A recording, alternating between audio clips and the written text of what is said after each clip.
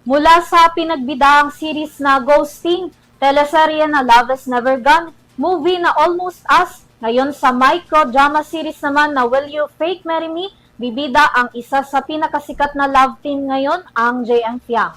Kung saan naman tayo dadalhin ang istorya nito, alamin mula sa report ni Sam Martos.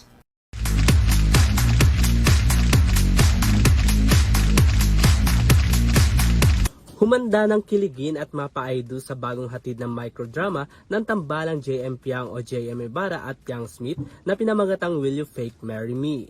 Inanunsyo mismo yan sa social media post ng Star Magic kung saan ipinakita na nila ang official poster ng dalawa. Ang Will You Fake Marry Me ang kauna-unahang microdrama na gagawin na Ibarra at Smith na idinirect ni Jojo Sagin. Gagampanan naman ni Piang ang karakter ni Jun Sampaga bilang isang madiskarte, palaban at maligalig na grocery promodizer at JM bilang hardworking ngunit masungit at tagapagmana ng isang tosino business. Bukod naman sa dalawa kabilang din sa serye sina Miguel Vergara, Alisa Mulak, Karina Bautista at Matet De Leon.